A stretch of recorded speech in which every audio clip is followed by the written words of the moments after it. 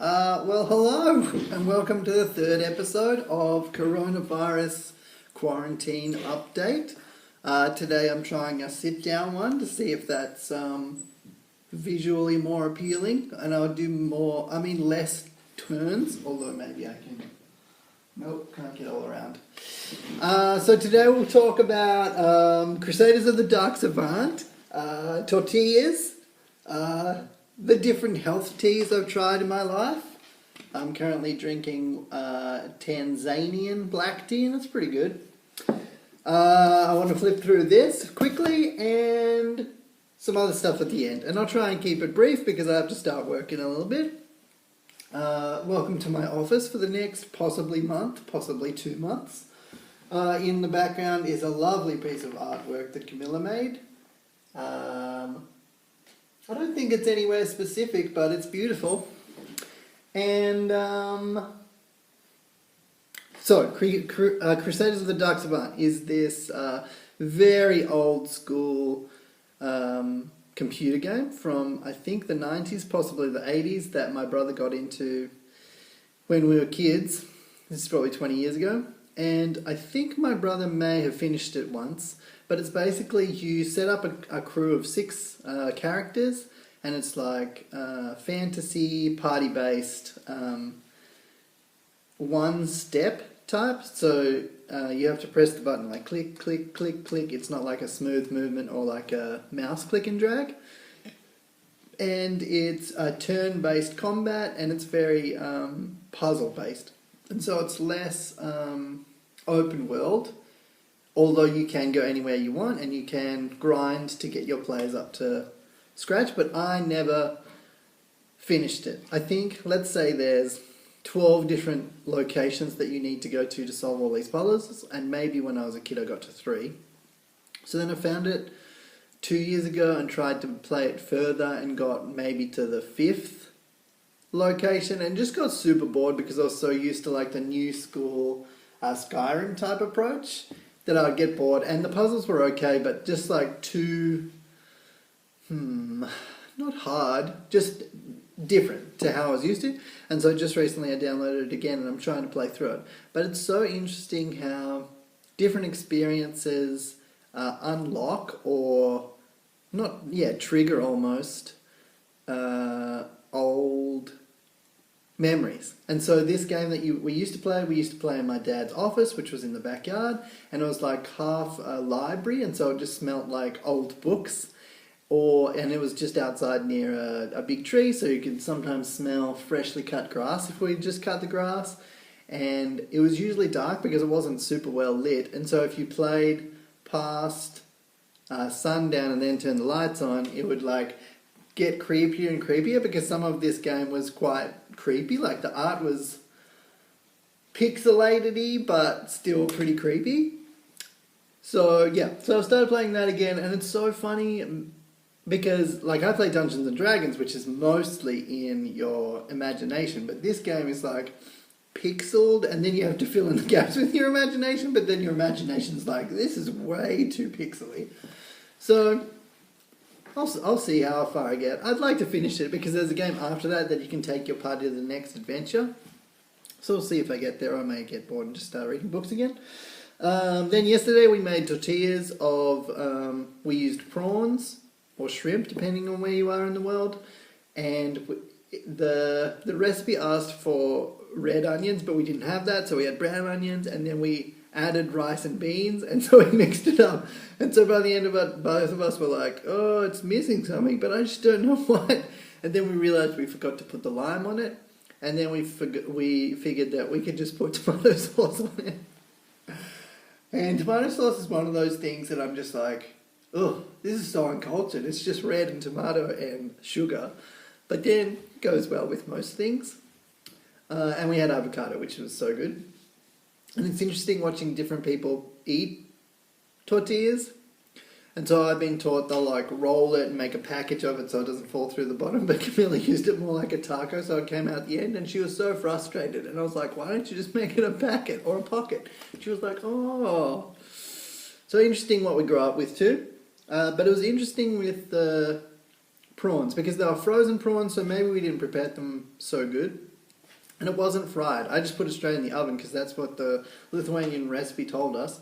And then at the end, Camilla was just like, no, I'm just going to fry these. And when she fried it, it got so much better.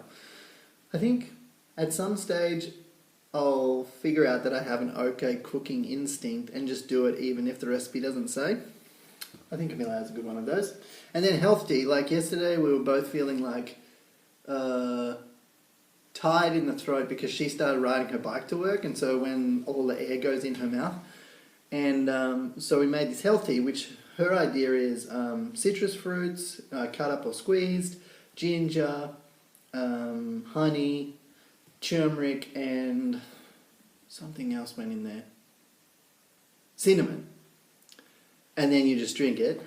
And I remember this one health tea I made back in the day. It had all of those things, but then I added a ton of garlic for whatever reason, and like chili, and it was so disgusting. But the idea was like, my body's going to hate this, so it's going to get better. So I'll just drink this all the time.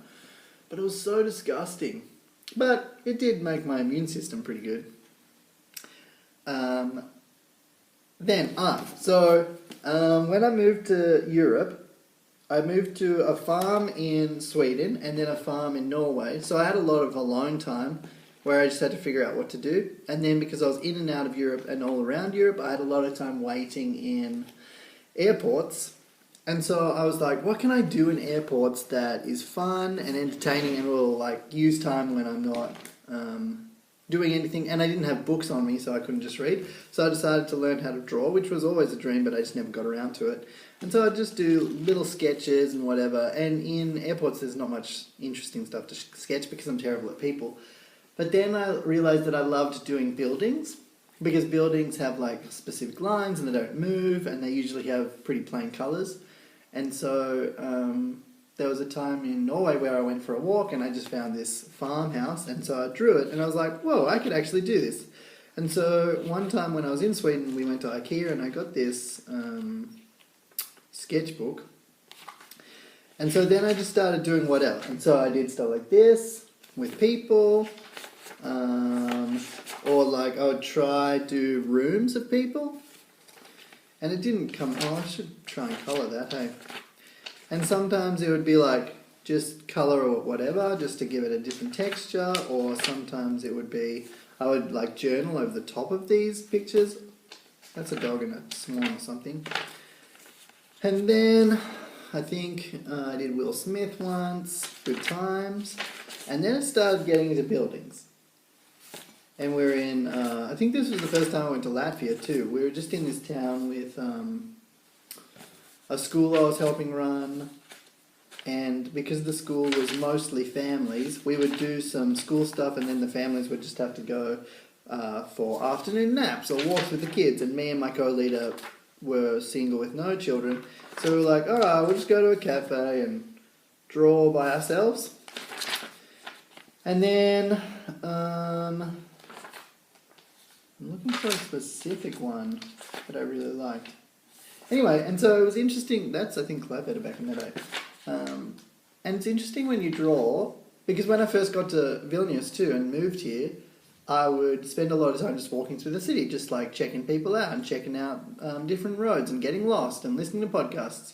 And so it would be interesting. I once sat in the cathedral square and just watched people walk and ride and skate and talk and laugh whilst I was drawing the cathedral, and it was so nice. And then this sort of stuff, and then I started getting weird, like this is people, I just did like multicoloured figures.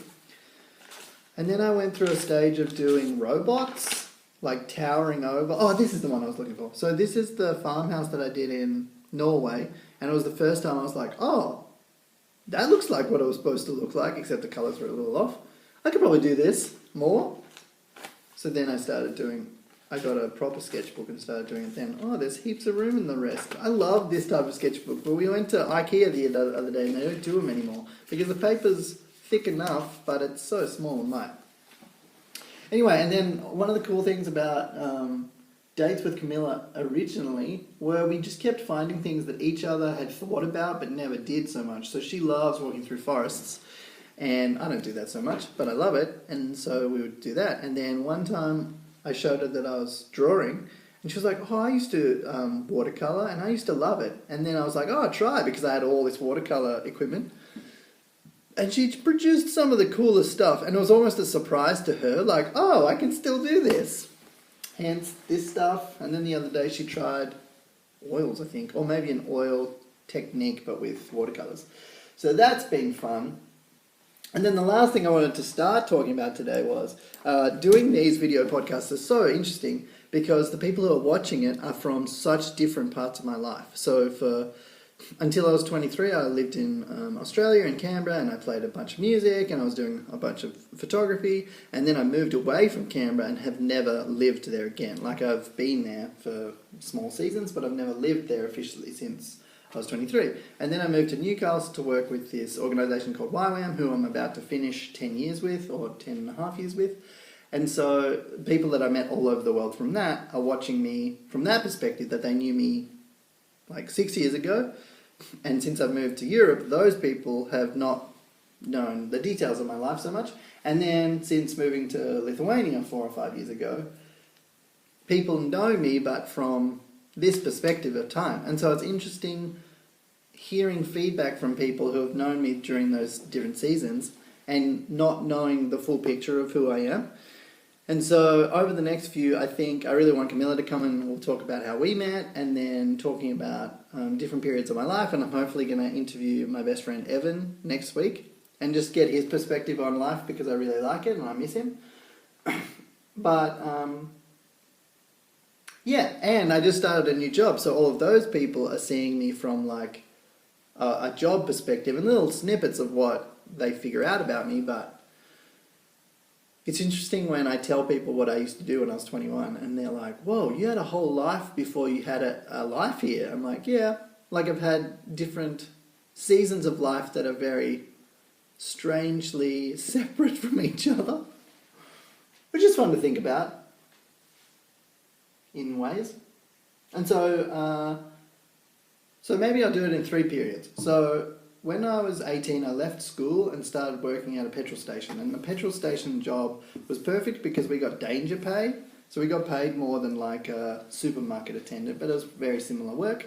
And I lived just down the road from where I worked, and so I could skate to work. And I lived in a house that had 5 musicians in it.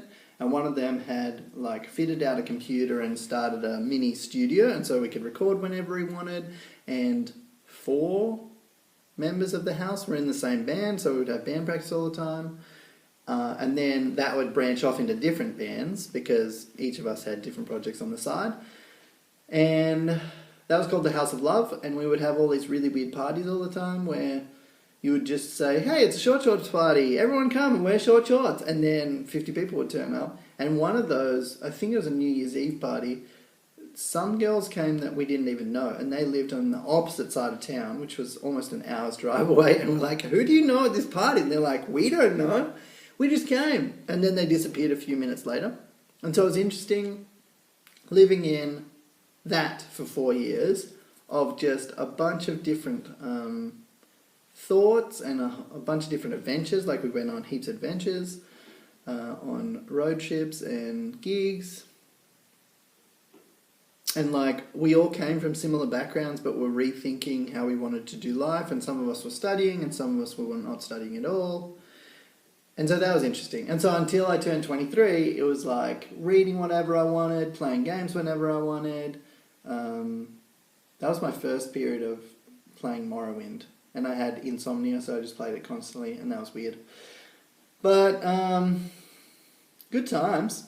Petrol station work is so fascinating because everyone needs petrol, and everyone needs like cigarettes in the morning. And we had so many, what's it called? People who come all the time. Regulars. We had so many regulars, so you'd start these interesting friendships that you would see people grow and have kids and travel and come back and get new jobs and stuff. And so I loved that job for that reason. Very interesting. Also, paper towel pretty good for tripods and hands. And Chewbacca on a pencil, also good. Then you never lose your pencil. I don't think we've ever lost that pencil. So for the rest of the day, I'll be sitting here and using this to learn all about the next step in my Booking.com journey. Which is weird because we're now currently under the strain of everyone either rebooking or just cancelling all of their bookings. And so it's interesting that for 2 weeks I just get to chill out and learn a whole bunch of new stuff whilst all of my colleagues are sitting in their houses cancelling things for people. So hopefully that's peaceful enough for them. And I get to meet all these new people. It's going to be the best. Okay, bye.